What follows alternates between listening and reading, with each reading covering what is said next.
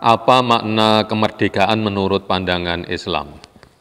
Jadi kalau kita bicara tentang merdeka, maka tentu inti atau esensi dari merdeka itu kan sebenarnya hidup yang tenang, aman, nyaman, bahagia, sejahtera, tanpa ada gangguan, tanpa ada penindasan.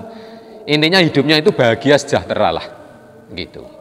Nah, alhamdulillah kita sebagai warga negara Indonesia itu telah diberi nikmat Allah itu, negara yang merdeka, kehidupan yang aman, nyaman, tenang, bahagia, dan sejahtera. Tentu kebahagiaan berupa kemerdekaan ini harus kita pertahankan.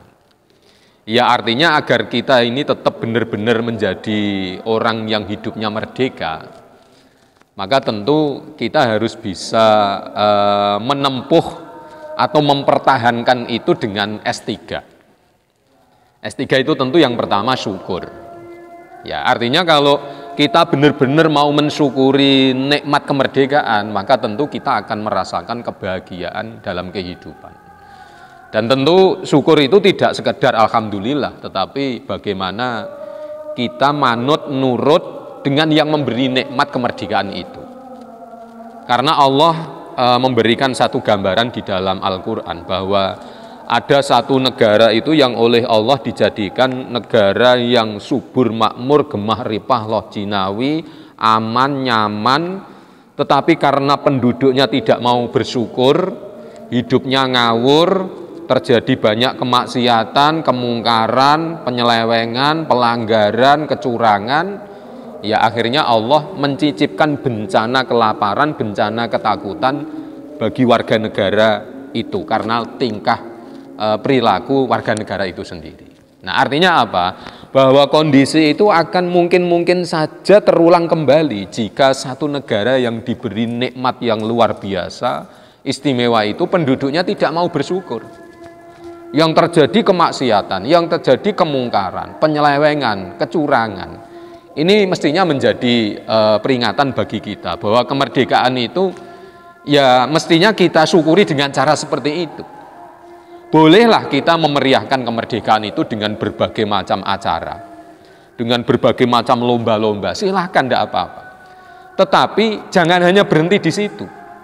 Tetapi harus kita lanjutkan bagaimana kita ini benar-benar menjalankan perintah Allah dan meninggalkan larangan-larangan Allah. Itu S yang pertama, syukur.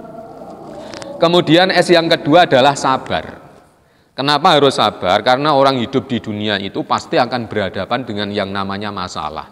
Tentu yang namanya masalah itu tidak enak. Nah, ketika kita dihadapkan pada sesuatu yang tidak enak, maka solusinya adalah sabar.